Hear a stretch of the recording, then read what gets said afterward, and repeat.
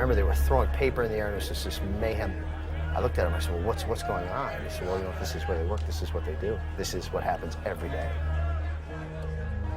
I was just like thrilled. I was like, this is something I'd never seen before. You know, eyes got wide, and I was like, everybody looked like they were in a riot, but there was some kind of order to it, and I just had to be part of it. From that moment, I went literally back to my workplace and gave 2 weeks' notice without having a contact, without knowing how I was going to get on the floor. I just knew this was where I needed to be. I needed to be on the floor.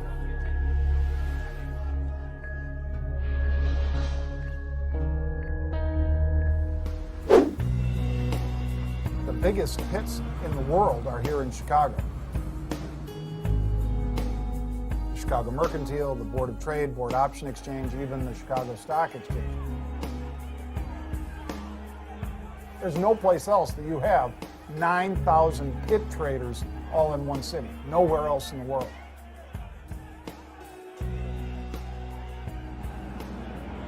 this is the bastion of capitalism. Player of railroads of the nations, stacker of wheat, hog butcher of the world. That's what we do here. You know, if Chicago's known for anything else, let it be the trading capital of the world. This is LaSalle Boulevard, all the way down. Summertime, it's absolutely beautiful. All the trees full up. This is where trading started. I mean, why do we have so many traders here?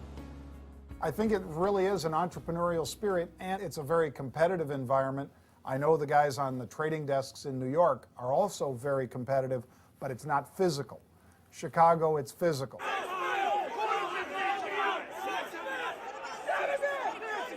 It was based on gentlemen's rules.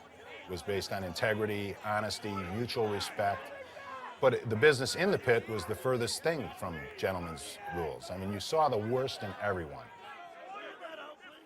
When you're standing there and somebody spits on your face, that, you know, somebody gets inadvertently stabbed with a pen, or somebody steps on your foot or spits on you, like I said, and it's like something that you don't even really address. It's like completely, you're immune to it. It's like, it's silent, it's quiet in the chaos.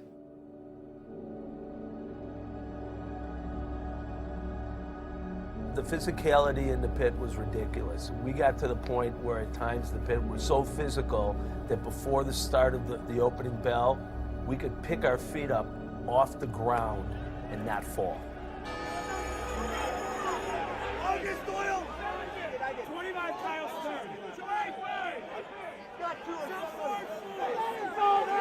Eddie! 14! Eddie!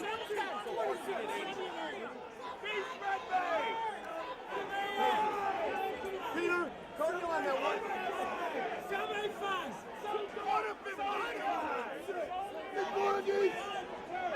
The open outcry process is, you know, 80% bravery. I mean, it's a perspiration game. You have to have nerve. Some are brilliant, some are totally eccentric, some are totally nerdy, some are just flagrant jerks.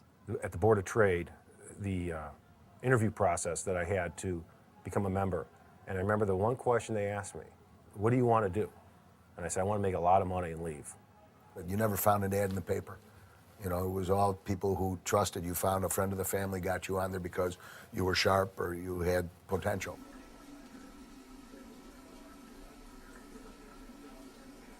I grew up in the suburbs of Chicago. My older brother's 4 years older than me.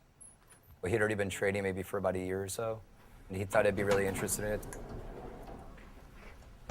I played sports in college, and my brother said that trading in general is kind of like sports, you know, and when the bell goes off, boom.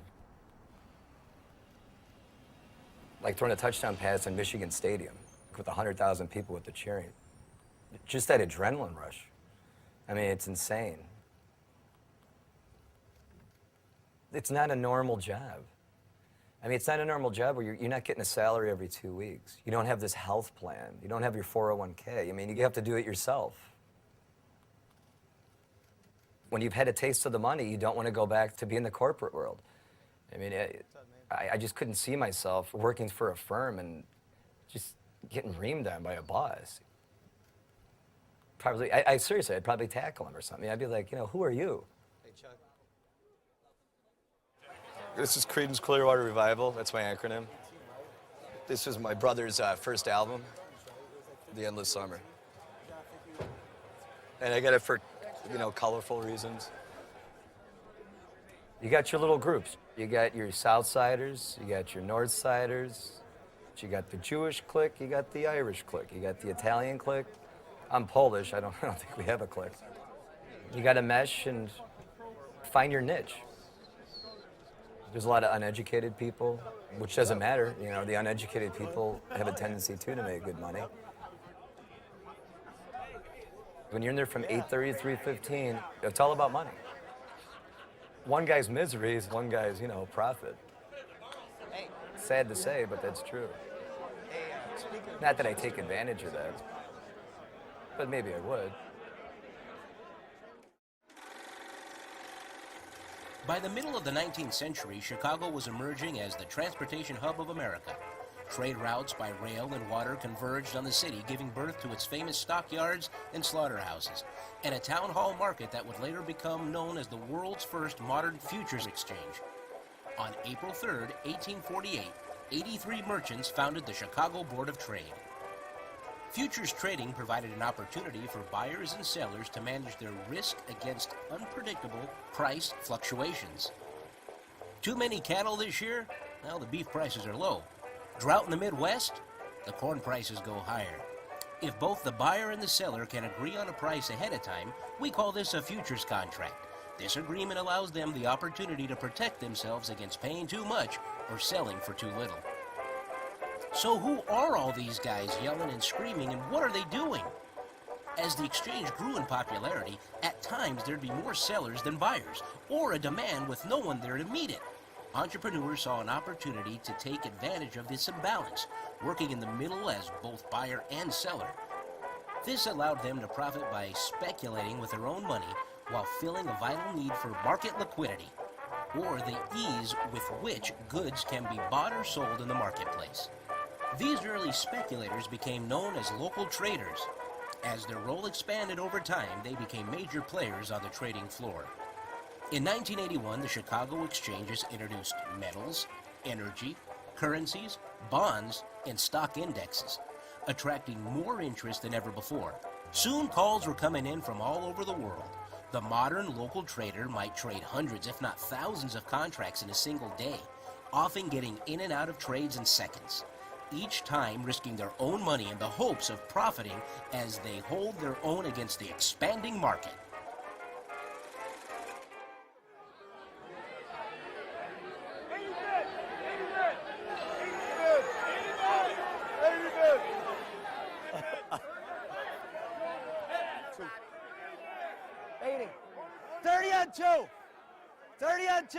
It was a live auction 40 on 2. where the price of the commodity that you were trading was determined by who would pay the highest and who would sell it at the lowest price. When I would pay 5 and someone else would be willing to sell it at 5, we would have a match.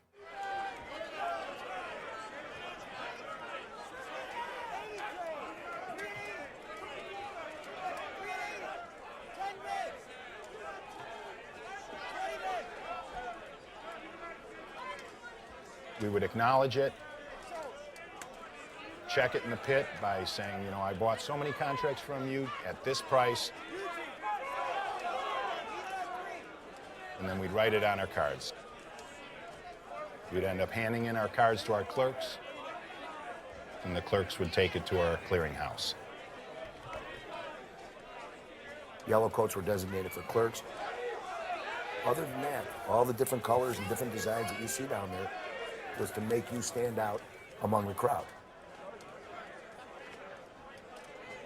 There were guys that had checkered jackets, red, white, and blue jackets, anything that made you stand out in your area of the pit because you needed to be seen. It's a misunderstanding that traders manipulate the price, that they're responsible for prices going up or down, and it's completely false. The supply and demand drives that. If there's too little supply and demand is high, well, prices are going up. If there's too much supply and demand is flat, prices are going down. The traders are just in the middle. All they're doing is catching something for a tenth of a penny and passing it on hundreds or thousands of times a day. It's actually funny because when you first come down here, it's overwhelming. You can't figure anything out. And quickly you kind of discover, well, that guy's a broker and he's an order filler and, well, he's a big trader. All of a sudden people take on this personality so you get an idea of what's happening. Well, then you get some confidence and some arrogance and you decide that you're going to do this because you've been practicing and you think you can do it. Well, that's really when the learning starts. Because that's when you realize how incredibly complex and oftentimes scary and difficult and hard it is. These guys are professionals, every one of them.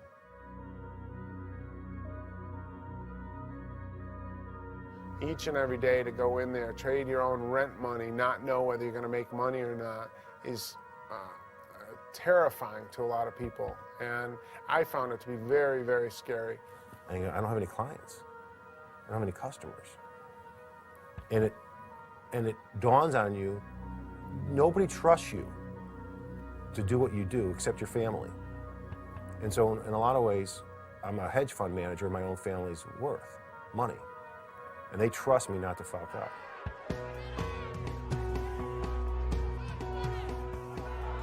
The nature of trading is buying for one price and trying to sell it at a better price, period. You get in there, you make your first trade.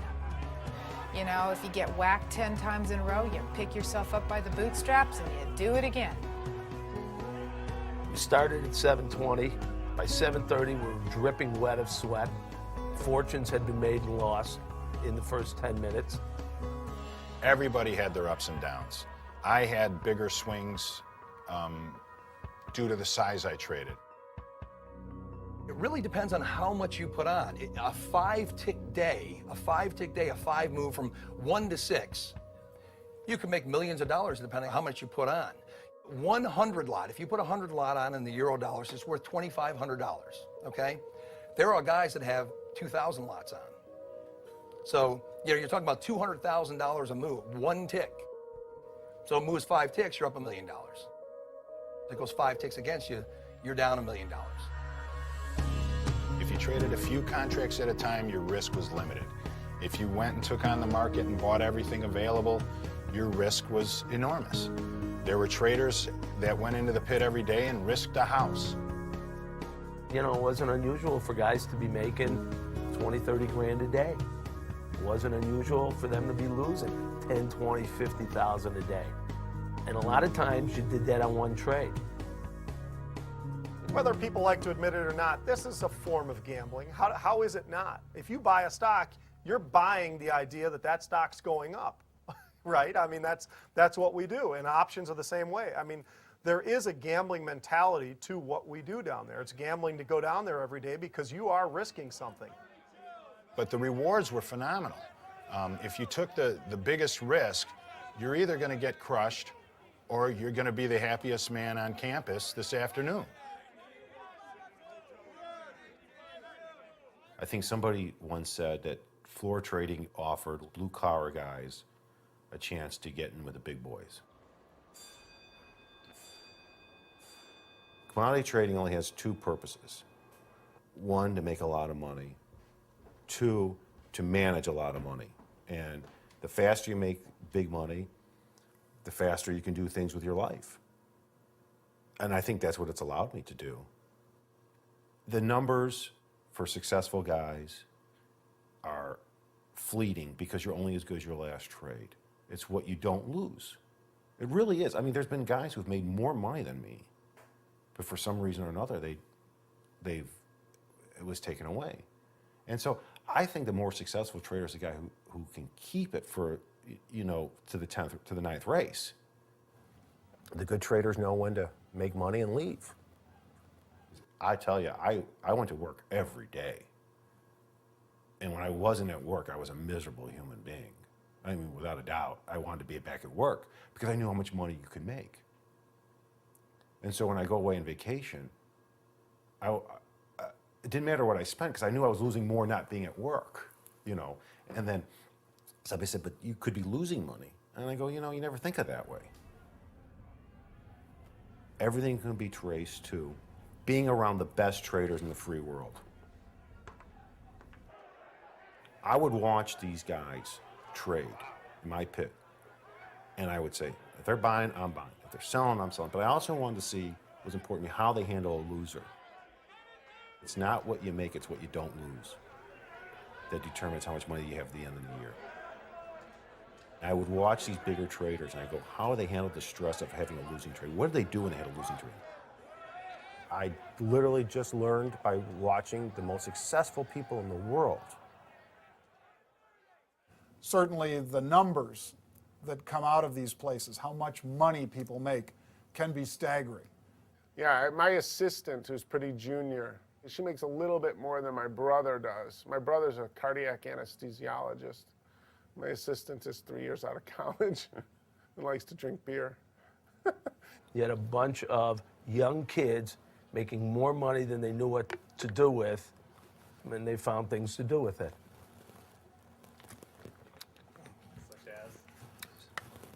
You know, I mean, anything that you can think of that you could abuse yourself with, that was part of the lifestyle. There were 5 guys that rented a bus to take them to Michigan golfing. They hired a couple girls to go on the bus with them. And by the time it wasn't me. I want that out.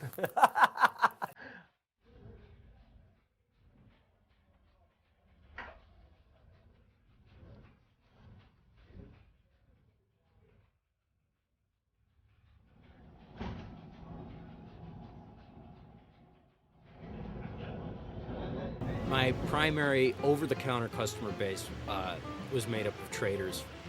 They're fun guys. They're just fun to be around, and they're also, they're nuts. They're crazy. Like I had a customer who, I rang him up and it was $172. He said, what kind of number is that, $172? Make it 100 or 200, one or two. I said, well, which should I make it? And he said, I don't know, let's flip a coin. So I flipped a coin, he called it, he lost $200. We did this. Every time he came in, for 3 years, he never won. We had customers flipping coins, he wanted to inspect coins, he never won. Every time, it was like 2 or 3. I'd just say, what do you want to make the spread? He would do that. He never won. Every time he would overpay, he'd take the money out of his pocket, slam it on the counter, and leave. Loved the game. Loved the game. Joey called me and said he wanted me to deliver some cigars over to the pit and that he'd meet me there, and he told me to bring 100. So I went over there and he met me and brought me onto the floor, and I knew a lot of the guys because I was doing business with them. Some guys across the pit were like going like this to me. And so Joe said, they want a cigar. Throw a cigar to them. So I reach in the box and I throw a cigar across the pit, and the guys are reaching up and grabbing the cigars. So I threw them everywhere. I was just throwing cigars all the way across the pit. And whoever it is that's responsible for security in the pit or whatever it is came up to me, and as he approached me, he said, I'm the guy who's supposed to throw you out of here. And he said, but I'm not going to. Can I have a cigar? You know, every afternoon, the bond close, we would all prepare for it. It's like, okay, you know, bond close is hitting. When you watch those guys coming off the floor, I mean, you could see their moods. You could tell good days, bad days, you got, you know, like life-changing days. We saw those days. But it was palpable. I mean, this was not like, you know, 5 o'clock and everybody punches out and walks out of the office. Every time you make money trading, it's like applause, but only you hear it, because everybody else in that pit is rooting against you. You're competing next to folks for every single trade, and the fastest person, whoever says, buy them, whoever says that first gets the trade. And you know your neighbor sitting right here next to you needs them as bad as you need them. He needs to make his mortgage payment. He needs to put the kids through school, but you're going to bury him. You'll tear out his liver because you heard that broker say sold, and that guy is right there next to you. He needs them, and you just said, buy them. And he said, how many did I get? And you're like, none. Good friend of mine said long ago, he said, if you want a friend, get a dog. You don't have friends in the pit. Most of the people could set aside their differences outside of business. But sometimes when the almighty dollar gets involved, people don't care. I've seen guys yell and scream and say nasty things, ungodly things. That's what helps them trade. Yeah, and they probably don't like you anyway. True, that's true. They probably truly don't like you. There's no doubt about that. You know, if they had a chance to, They would hit you if they could. There will be fights in the pits. You know, no one's proud of that, but you will see people go at it. There was a lot of fighting over who did the trade. Did you do it, or did the guy next to you trade with me? One guy thought that he made the market. Someone took his trade. Finally, the guy lost his cool, ran over, and bit the guy in the nose. I was just under 6'3" and weighed 255 pounds, and I had little guys that would come up and berate me. Guys would literally look at you and say, "You're a fucking idiot. I can't believe you do that fucking trade." You'd look at them and go, "You gotta be kidding me." First of all, it was a good trade. That's why you're mad. And second of all, shut up. And I think the guys that want to strangle you after every trade, you kind of enjoy that. And you want to do that again and again, because that means you're doing something right. That was the famous line on Chicago was, "You want to meet out by the horse," because we have this great big horse statue that sits out front, and that's where everybody would, if they would actually go down, they would have a group of hundreds following them. I look at him, he looks at me, he goes, "Yeah, let's go fucking outside." So we're walking out, and the motherfucker turns around and cracks me right in the fucking face, hard. I go, "A real fucking fight, huh?" He swings at me again, and I duck, and his hand goes through the fucking window. And the blood is spurting out like a geyser. He goes, "Mike, take me to the hospital." I look at him, I go, "I think it's fucking too late."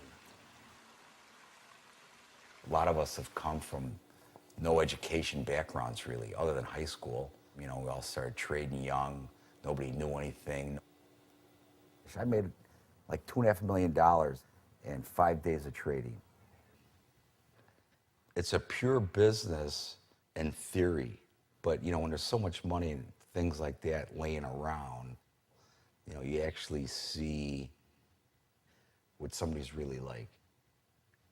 And to go in there and try to be somewhat pure, and that's what I think I am. I'm a pure trader, but I love the trading, but I hate the people. These are fun.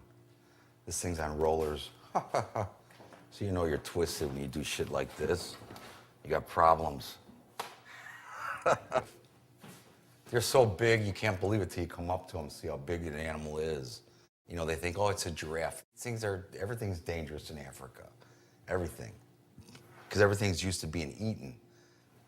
When I go there, there's always stories of somebody dying or getting murdered by some animal all the time. See, they give you a list of, they call it a menu. It's got animals on it, and next to it are price tags. So you look at something. It's like when you go out, you say, "Okay, there's $2,000, there's $1,000." As you shoot something, like we scope our rifles in on baboons because they're only $50. Lion hunt was a ripoff. It's like the fucker, they let the thing out of the fucking cage and I shot it. That's the feeling I had. Yeah, it wasn't right. Well, the rhino was the complete opposite. I always said it was the last time I was happy when I got charged by that rhino. Yeah, it's just not any fun, unless you can die.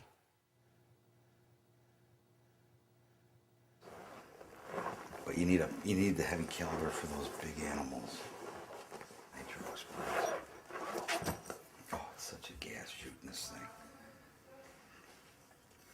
Wesley Richards. Oh, fun. The beauty of hunting is that it doesn't involve the Merc. It doesn't involve my partners. It's just me and something that wants to get away from me.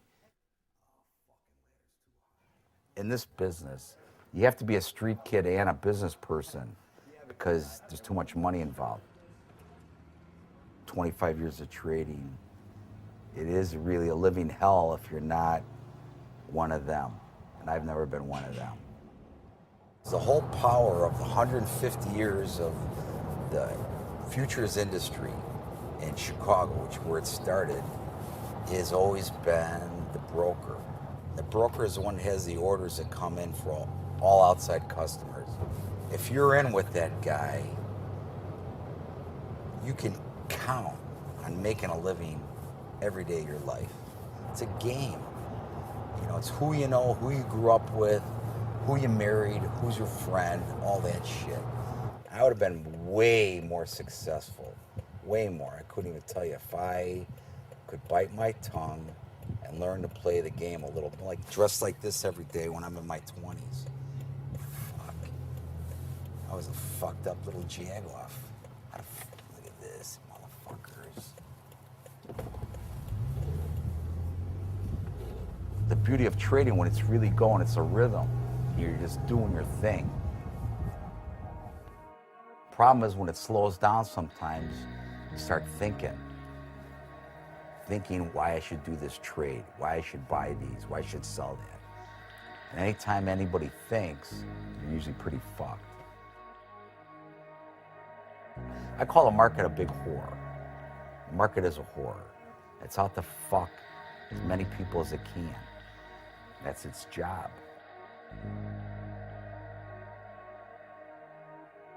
It may not go against you fast at first, so you'll take a little heat, because it'll go against you a little bit, and then all of a sudden it goes a little more and a little more, and you kind of get like it feels like a hypnotism sort of thing, where you get caught in this downward spiral. You know it's a loser, you've confirmed that it's a loser, you're sitting there looking at the prices go further and further against you, and it just feels almost like sometimes you can't get out. Say you're down like $12,000. You're like, I should walk out of here. I should realize, I'm past my limit and walk out of here. What's the next thing you do? You're like, well, what the hell? Just, I'll buy a couple more. And then wham, it goes again. And the thing that goes through your head is like, all right, how much am I losing right now? There goes a car. There goes a house. It's like someone hitting you in the balls, never ending. It's like wham, wham. It's like, okay. Nobody can get you down the amount of money that you're going to be down the day. Only you can do that. And it's funny when you see something happen to somebody else. It's very, very public. And so those guys that saw you lose money will probably, twist that knife in your side and say, boy, they looked pretty good an hour ago, didn't they, Pete? It's a vindictive crowd. It really is. There's a joke that we always used to say when you go on the floor, you've got the scan card, you've got to scan your way in. Well, if you scan it and you look down and the light's red, the guy behind you is like, ooh, bad day yesterday, or how you looking there? You're like, oh no, it's good. You're like, come on. And it goes green, you're like, all right, yes. They're alive for another day. There were a lot of times when the markets got very volatile that you wouldn't see a guy the next day. And you knew he lost what he could lose. Valentine's Day, 1994. I had a little position on in the yen. The Japanese and the Americans were trying to make a trade deal, and they kept extending the deadline. And finally, they said, there's not going to be a deal. So when we walked in on that Monday, our market was limit up. So that position immediately was like 40,000 against me. And it was rallying. That's $1,000 a point. So every time it rallied 1 point higher, I lost another $1,000. Well, it rallied 100 points. It was $150,000. It was pretty crushing, the feeling of despair where, oh my God, I've lost everything. We had basically moved back in with my parents. Ready? Tee number 1. I think we should walk over this way. So I went out and got a job as a clerk, making, $400 a week. At one point, my wife was drunk and, she said, yeah, you're nothing but a fucking clerk. I think she really expected bigger and better things. Okay, I'll play that one. What's really nice is when the weather's a little warmer, but it's too cold for everybody else, you get the whole course to yourself. When the split came, it was pretty devastating for me. I hugged my kids. That kind of kept me going. That was like, well, I can't just give up now because they're depending on me. All I know is that when I was a little kid, I wanted to be a dad from the earliest childhood. You know, I had a lot of brothers, and I wanted to be a father. You know how to use that? Okay. Well, you just go to the bank and put it in, punch in that number when it asks. It's going to ask you what you want to do. You want to checking, withdrawal, and then punch in the number, how much. Okay? When you put the card in, you put the card in and you take it out. You know, just leave it in there. Can I gas with that too? With the card? No, get cash and pay cash. All right? When I was in preschool, he came in and spoke to our class, I remember. And he just had everyone stand up and yell as loud as they could. And that was basically what I figured he did all day. I didn't really know.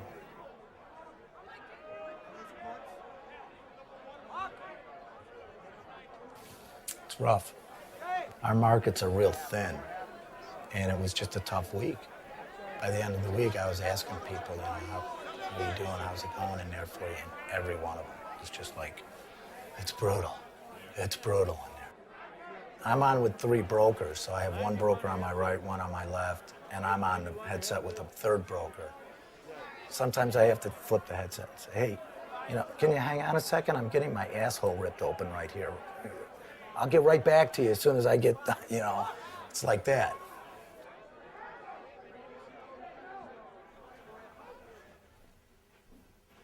The lottery is like $320 million right now. So I bought a ticket for that. When I played lottery before, when I was married before, I always would buy the ticket thinking, you know, I really hope that I don't win. Because I felt like it would change my life. I just felt like it would change my life to where I wouldn't be happy. Well, I'll take the chance now.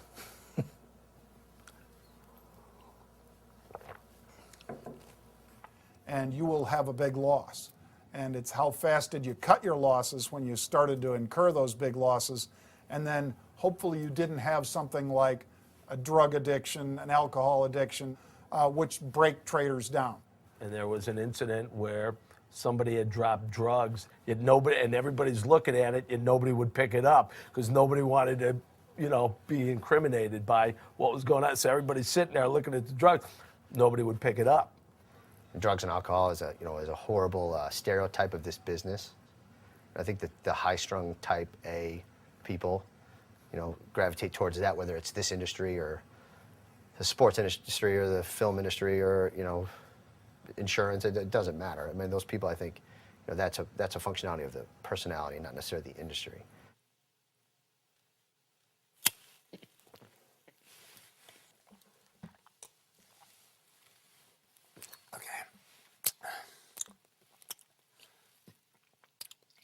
You know they hit me at the Merc, by the way.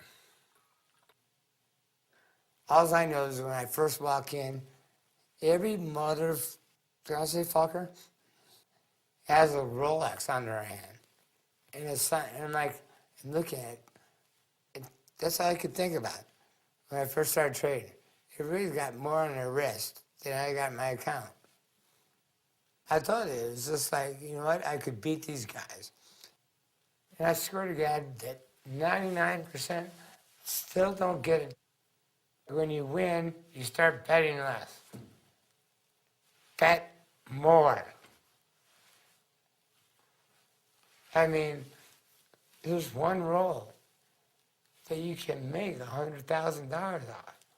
Let it ride. If you roll 3 6s in a row, let it ride. Let it, the winner's ride. Money gets you super checks. I'm talking, I fucked the Playmate. Isn't that what every guy's fucking dream is? Right? The only thing about trading is just don't lose money. When you lose money, it changes everything. You can't keep going losing money and expect to live the same life. Somehow God or somehow some spiritual thing just whacks you. you want to buy something expensive because you've made it, and you've made enough money to buy it, you start losing every day. You buy a house, you can't make any money anymore. You go on an expensive vacation, but as soon as you say you're over the hump, I don't know. How do you deal with that? How do you deal with I didn't have to. Make money every day. Did you make money every day? For a long time, yes. Did you, what happened? You don't trade now. Do you trade now? Cut. I remember seeing 2 or 3 grown men on the steps of the pit at the end of a crazy day in October of '87 crying. And I mean, that leaves a heck of an impression. These were the men that, you know, they could do no wrong. They were there first. They were some of the pioneers. They had built huge fortunes, and they were just the wrong way on a day where it mowed them down.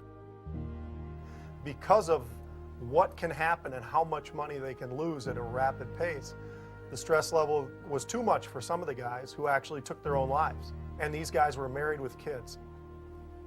So you're talking about enormous amounts of stress, and they just couldn't look their wife in the eyes anymore, or their children, and it's pretty brutal, really brutal. A couple months ago, I told myself I'm leaving the floor. I definitely want to leave the floor. My overhead is insane. My gross profit was always growing, and then just over the past year, last year, for example, less than half of what I made the year before. 8:30 opens, like the stock exchange, everything, all cash opens at 8:30. The trade was at 7:30 because the unemployment number came out at 7:30.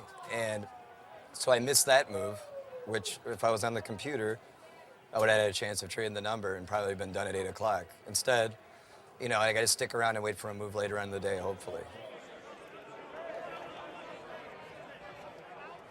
We're obviously going computer, whether it's, you know, tomorrow or, you know, a couple months from now, I don't know. You can just tell by my coat too. It's faded just like the floor. There isn't this floor trader presence like there was. It used to be that there was a couple thousand guys, I don't know the numbers, that were trading in the pits. We had as much as 500 people in the pit when I was there in the 80s. Now there may be 50 guys in the pit. And a lot of the business has gone to electronic trading. The internet became very commonplace in the 90s. And the speed at which the information was learned by all players in the marketplace became so fast, everyone got all the information at the same time. The trading industry started to go with the information industry and went side by side with that. They wanted to be able to trade instantly when the news came out. And as they've leveled the playing field, the people in the pits have lost a lot of their advantage. The computer brings in so much girth that there is no need for individuals to bring liquidity anymore. Well, in the old days, it would trade 5, 6, 7, 8, 9, 10, and a lot of trading would take place between 5 and 10.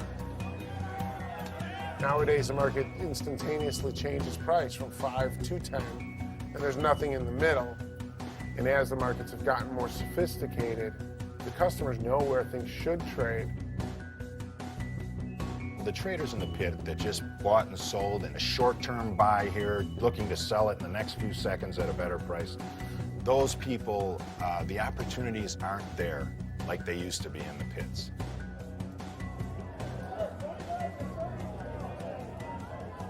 You could see it in the NASDAQ. The volume started to drift away from the pit. There would be less volume, and I was spending more in commission trading with the box, as I call the box, the computer. The most vile invention in the world. It is just a disgusting thing. In the 70s, I was on Wall Street. I was at the discos, late night, having fun, and I was a trader. And it was immediate gratification because you come in the morning, you'd have money in your account. The next thing you know, oh, geez, I just made $1,000. Let's go out and have some cocktails. And we were sky high for 20 years. Should have retired, but I didn't. Back to the miracle. I grew up in the late 50s, early 60s. So I didn't learn computer games. I don't have that ability. I'm 51 years old and it's killing me. Typical weekend. I get done with work on Friday, I come home and relax. My kids get out of school. I'll give you guys a little squirt over here. Makes you begin to question, can I still trade? Am I a trader? Nobody's bulletproof. It's one of my favorite shirts. The last 5 years have been very hard. We certainly don't mention finances in front of the children. You gotta tighten up the belt strings. So we just, we like the sale rack, we like the values. The pits are what made Chicago a banking center. 50% off. It is a travesty that they are hell-bent on going computerized when the system works as it is. They just want to get rid of it and forget about it. Have to wait another year until one of these guys gets marked down until the clearance. And it would have been the best power washer ever. But patience is a virtue. The computers really changed the dynamics. You don't need market makers anymore. Yes, they're in the pit, but they're not necessarily making a living the same way they did maybe 7 or 8 years ago, and definitely not the same living they made, 20 years ago. Okay, what do we see here? See, here's the depressing part of a computer. They are the thinnest of the thin in terms of people. Trillions of dollars change hands every day on the online platform in Globex, big numbers. But the pits, no. Why? Because there's huge bids, there's huge offers, there's no space in between them. Easy for the computers to match up. When there's a bid of 3 and an offer of 4 and it's 20 zillion up, you really don't need a lot of human outcry to add liquidity, which is what humans do best. You got to realize 95% now of all global markets are electronic. I don't think you can find any pits overseas. The grains, coffee, cocoa, sugar, the softs, everything's switched over to electronic. You'll have algorithms that says I want to buy them at this level, sell them at this level. If I'm taking a profit, I want it to be this much. If I'm taking a loss, I want it to be this much. And then the computers will just run, pumping in bids and offers all day against other computers. Now what you have is only programmed traders. These people, if you don't write a program and you don't have it set to kick in at different intervals, you can't trade it. I have not figured it out. Consequently, I've gone into the cattle pit. 2 years I've been standing in the cattle pit. We still have paper. They're trying to infect us with the virus. The customers, however, like talking to their brokers, and it's the last of the open outcry.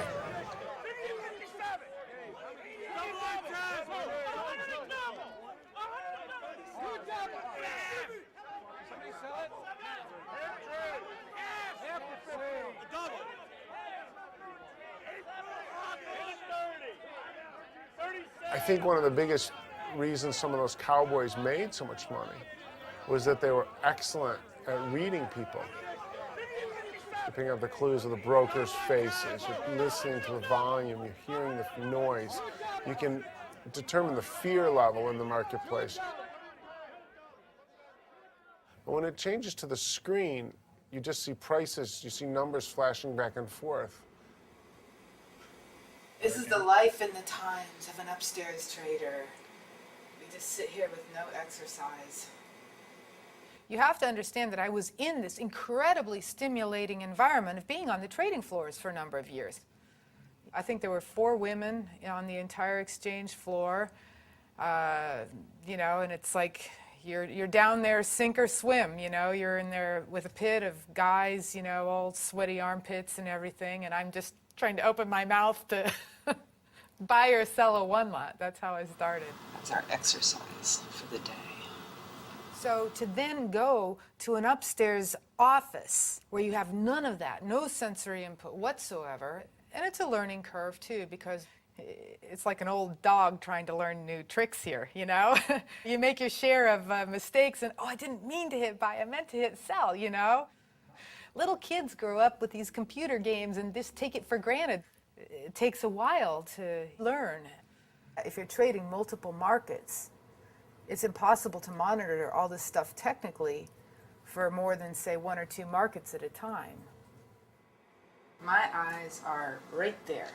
This is all for show and tell. If you think you can humanly process all this gobbledygook, you're crazy. It's like right there. I'm just looking at the last price.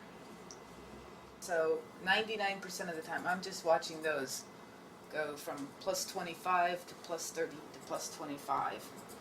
And that's about it. Would you rather watch a football game on your HD with a camera giving you all the action, that's open outcry, or would you rather have that camera just focused on the scoreboard the entire game? That's electronic trading. That's the way they look at it. And there's something to be said for that. You know, we always were trying to see who can get the fastest edge. Now it's nanoseconds. It's the computer is making that little marketplace that men used to make on their own. 190. Back in, back in, back in. Back in, back in, back in, back in, back in, back in. Coming down, coming down, coming down. Give us a shot. Let us play. Gold went really deep. It's hard to find a price. I had it, but Jesus, it was too deep. Damn it. Pop, you son of a bitch. Pop. Pop. Pop. Look at it. Just. It's supposed to be a money machine, but it's a money machine that actually takes your money too. You know? Nice trade, Adam. Did you get a package or? Not left. Yeah, this here, the blue side. These numbers are whoever in the whole world's trading. These are their bids, meaning they want to buy it at that price. This red side's the offers, and we call it the ask. They're asking for you to pay this price. Go, go, go, go, go, go, go, go, go. This is good for the farmers. Let's do it for the farmers. Oh my God. Buy them, buy them, buy them. Just won't go. Man, it's fast, but isn't that fun? I mean, that is fun. It would have been funner if I got the price. It's my second year trading, and I was waiting for that day I got double digits, and it happened at the beginning of the month. I was pretty stoked about it. Tried being humble about it, because at any given moment, it'll just take it away from you. It's easy to just enter a market. It's so easy to enter it. All you gotta do is click the mouse, you know?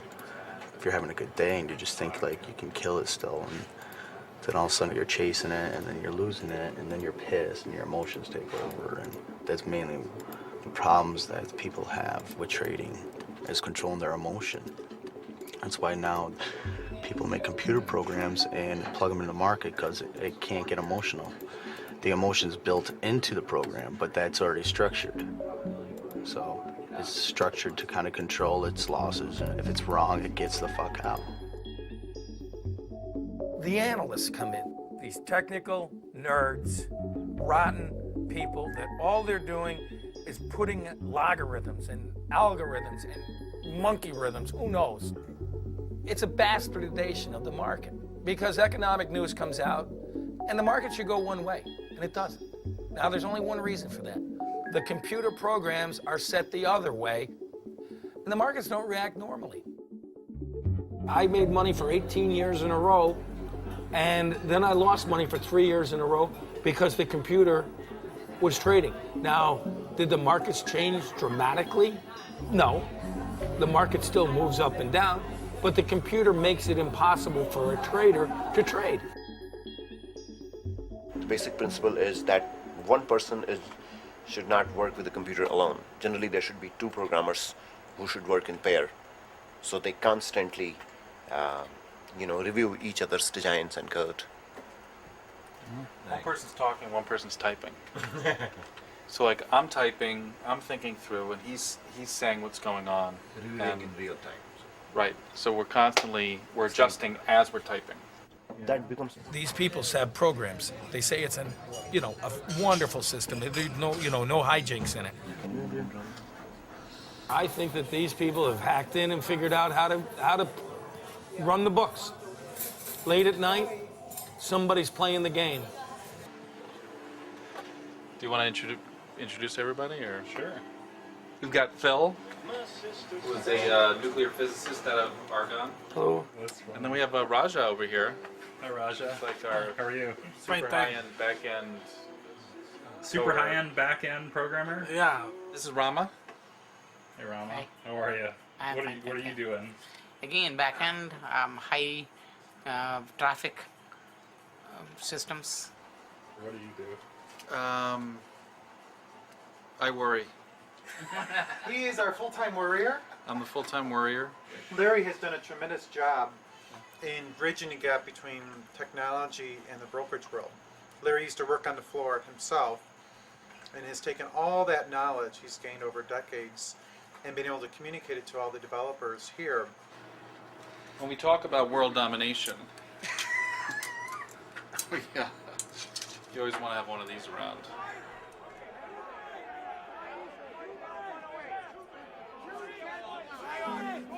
Most of these people come in the morning, the bell rings, they do their little trading, the bell closes, they go home, but they're not thinking one step ahead, and they're not planning one step ahead.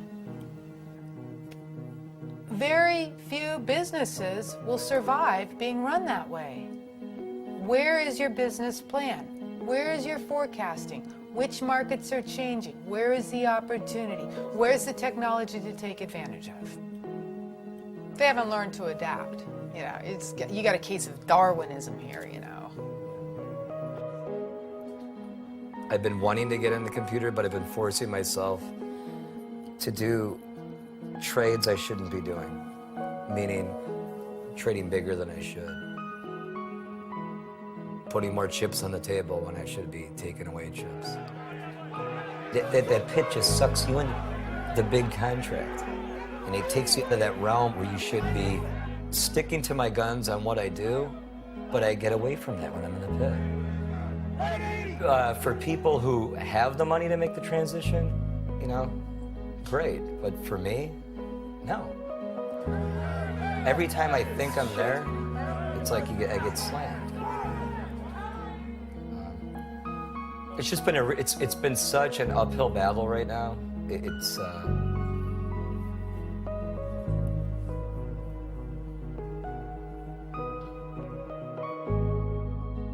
I've seen some of the most successful open outcry floor traders move to the screen and absolutely have zero success. To be a pit trader and then be trading upstairs on a screen and trying to trade the same way, it's impossible. A large percentage of my business is working with traders and trading firms. I am a master certified coach and I'm a psychotherapist, and the application in the industry is huge. I deal with individual traders. I help them transition from being a floor trader to an upstairs trader. I would take your hand and I would lead you away and say, did you like that? Was that exciting? Great. It's going to go away. But let me show you the next coolest thing. Come on upstairs. And I would take that person to an electronic trading arena and say, this is the future. I mean, you see guys just lose their mojo and they can't trade themselves out of a box. And oftentimes it's just getting them to realize and become self-aware of what changed. Some people make the transition in a matter of months, and some people it takes years. And the difference is primarily how they're coming into my office, the approach that they're coming in with. Are they open to change? Or are they coming with, my life is over? Well, the guy that's coming in, my life is over, we're going to have a lot more work to do on the front end to get him into a transitional job. I have a friend that said, nah, I'm going to go up to his office. He's going to teach me how to trade spoons. They've got a program. It's blue when you want to buy and red when you want to sell. Great. When I was growing up, everything was family. Everything. We had summer vacation for 3 weeks. We'd drive from one AAA motel to the next, and we saw everything. Families nowadays, it's hard raising a kid. They grow up too fast. They're never kids. They're on this computer. They're in this video world. And the family unit is gone. It goes fast, and it's very sad. And I can allude that to Open Outcry. When we lose Open Outcry, we've lost an institution.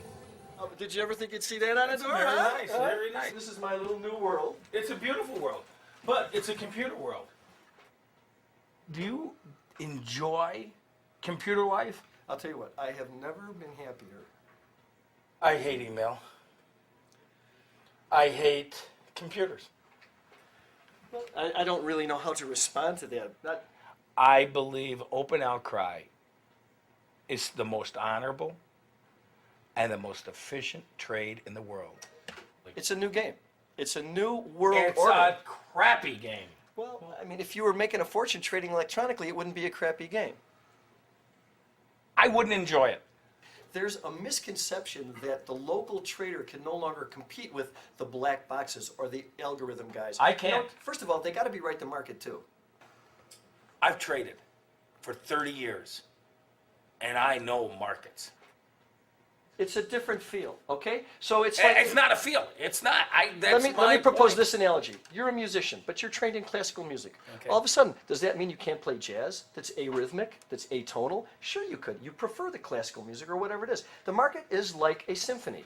And as a musician, you have to be able to play the music that the conductor gives to you. And that's, I think, what the world has evolved to. Every market, its volume is dominated by computers. Not cattle and not hogs. Okay, I stand corrected, you're right. But that's only a matter of time. But they have this program where they're bid for 100 every nickel. You hit them. Some miraculous way, the computer gods, I bought one. The rest is canceled. Where did it go? I don't know. They have better programmers. The people that are making money are the programmers. I say the computer is the worst and the most evil thing of trading that I've ever seen. It's neutral. If I could convince you of anything after our discussion, I want you to get this idea of somehow this alternative trading modality is evil. And those I of us can't who win. thrive on- I cannot beat the computer. And that's not the computer's fault. It's not that my competitor is evil. He's better. He's more efficient. If he's following the rules. It's more devious. Why is it They devious? do Why is have this- these programs out there. Trust me when I say these people are cheating on the computer. All right, let's stop right there. They're cheating whom? Some people have better sources. Some people have better servers. You want to race your car? You know, get a Ferrari, get a Yugo. It's the same thing. It's just a car. I just want you to know that it's a neutral entity. It has no I soul. disagree. It has no conscience. It doesn't. It's evil. Well, what can I say? You know. And I think what happened in our industry is when it did, the open outcry started going away and went to the computer, people were in shock. You know, a lot of my friends left the business and are still looking for another place to go.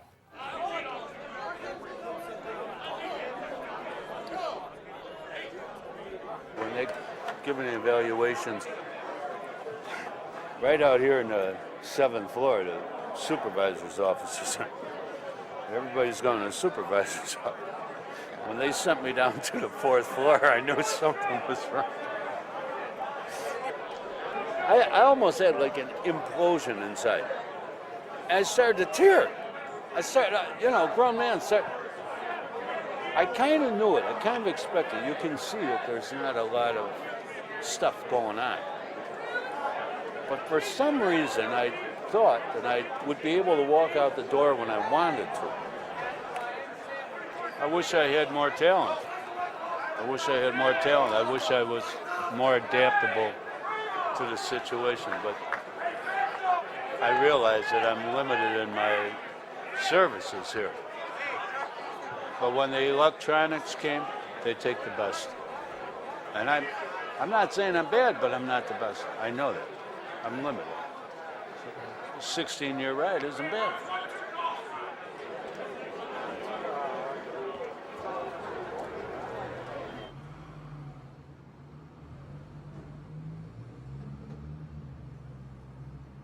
I was going to establish an office, computer trading, and then I pursued that.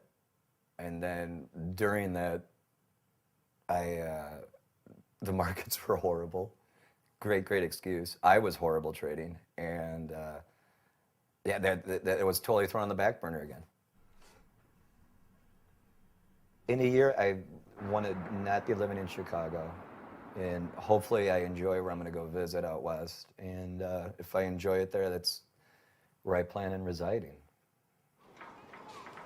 And that's where I think I would be most happy. Skiing in the winter, you know, summer, just recreational things. What I'd like to do is be a park ranger. Maybe something in that capacity, like a search and rescue. Something where you're out in the element, and I kind of like that, being out in the element, maybe helping people. Something where you feel good when you come home at the end of the day. Wow. But you know, that's the biggest feeling though, the anxiety, that, you know, you don't have that stress. It's hard to explain. It's just you're more at ease because you realize it's not the most important thing in the world.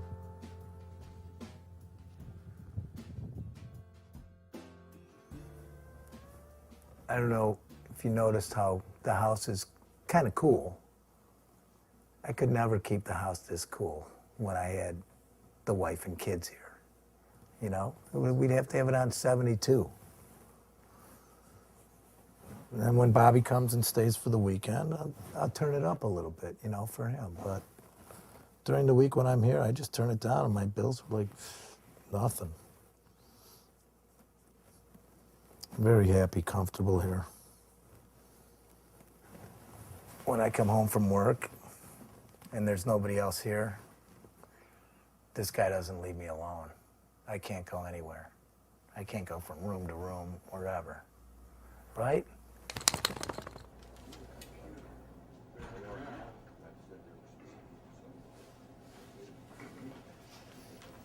And as far as Bob, I would love if he, you know, got interested in the business and found that he was good. You know, I've been kind of telling him to take an interest, look into it. I'm willing to show him what I'm doing with the currency trading and stuff like that. And, you know, I think when he's really interested, he'll let me know. I'm leaving it up to him, though. You know, I'm not pushing him into it.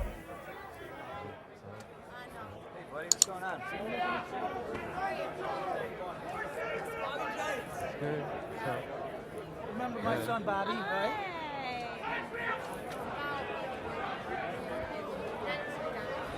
Graduated this spring? Yeah. You know you're going to college? Not yet. Are you going to college or? Yeah. I don't know what I want to do with my life yet, so this is a good place to, because I've already learned a little bit about it, so I know some a little bit. So, well, he's telling me that now it's more transitioning into computers, trading instead of people. He told me to that I should get more involved with the computer parts, because then there'll be more jobs for that. Like in about 10 years, they're gonna come to me and say, Dad, how come everybody but you became a millionaire in the 1990s? I look back at it as, okay, that's just another opportunity that I wasn't able to take advantage of. Should I spend the rest of my life regretting it? No, I don't think so. You know, I just look on the upside, you know. My kids are healthy.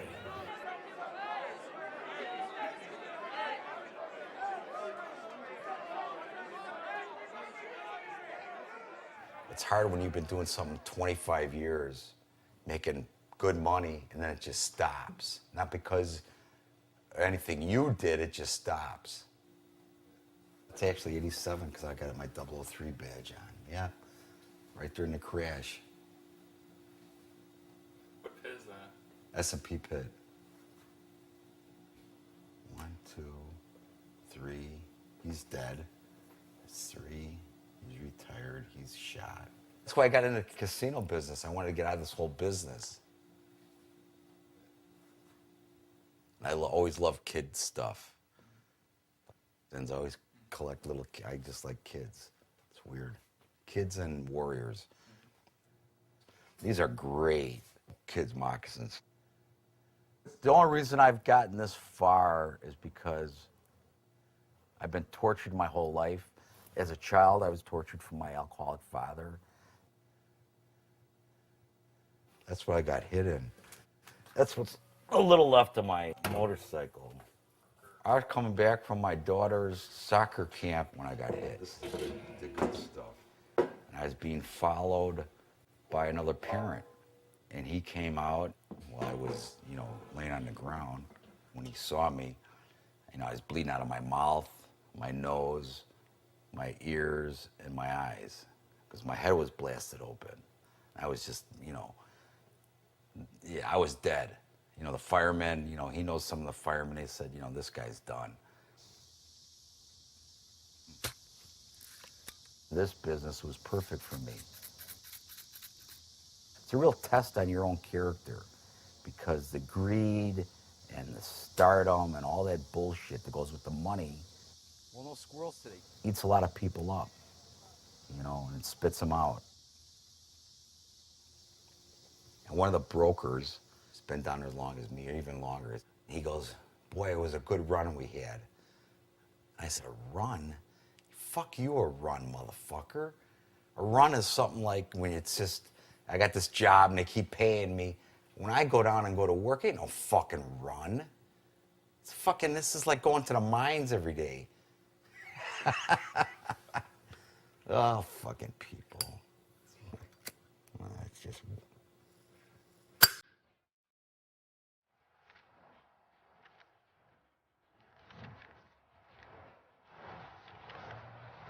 Okay, and then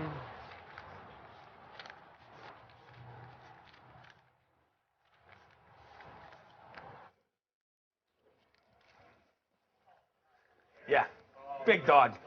The big dog. Thank you, buddy. oh good, the market's coming my way. Perfect. This is our machine.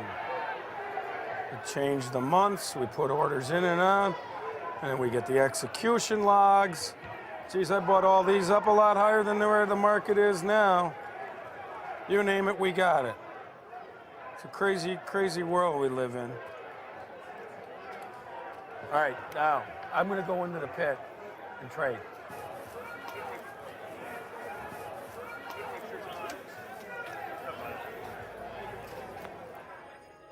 In my opinion, the byproduct of internet electronic trading, it is creating more stability in the world.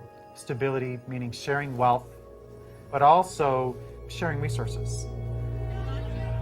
If you didn't have these traders trading every day, it would be very unstable. When you have traders trading against a particular commodity, it stabilizes the entire pricing scheme because it's a very efficient marketplace. Whenever there's a change, there's a reaction to the change. So the more people that you have trading throughout the world with different perspectives, the more stable the overall price of commodities will be.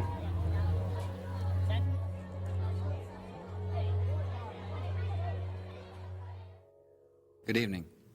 This is an extraordinary period for America's economy. Over the past few weeks, many Americans have felt anxiety about their finances and their future. I understand their worry and their frustration. We've seen triple-digit swings in the stock market. Major financial institutions have teetered on the edge of collapse, and some have failed. As uncertainty has grown, many banks have restricted lending. Credit markets have frozen, and families and businesses have found it harder to borrow money. We are in the midst of a serious financial crisis.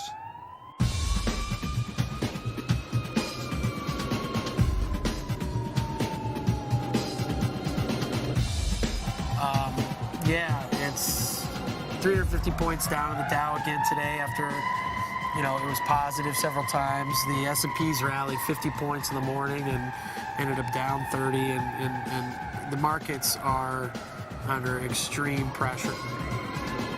The world is on fire right now. Listen to the siren. I mean, does that sum it up? That's probably every city in America sounds just like that. How's it going? Dude, 4,500 bucks. Nasty, dude. Yeah. And awesome, you know. But it's weird. You have to be patient, but then the patience has to turn into incredible decisiveness, you know. Right. You gotta be patient, like let it happen. It's coming. This is a price I can use, and then you gotta just hit it so fast. You know, and where I want to get in is where that stop is. Just, damn, you know. Oil's starting to do something here, so. Is it? Okay. Let's do it. Let's do it. Let's go. The big announcement was earlier in the day when we had the interest rate, a worldwide interest rate reduction, which is pretty unprecedented. Even with that amazing moment, which would in normal times rally markets, you know, rally Dow market, the Dow probably 500 points, we're looking at a negative down day still. And you can look at the S&Ps. This is on the first, that first initial reaction. And of course, they overshoot that. Everybody's looking for a way to get out. So I think what we're hoping is for it to rally. But the entire planet is, you know. It's a whole global effort now. It's not just us. You know, it's just, we affect it. We're a big part of the global economy. So they don't want us to fail. They can't have our dollar fail because we're a consumer nation. If our dollar's doing bad, they're going to do bad. What's your role in all this? I ride the wave. That's all I do.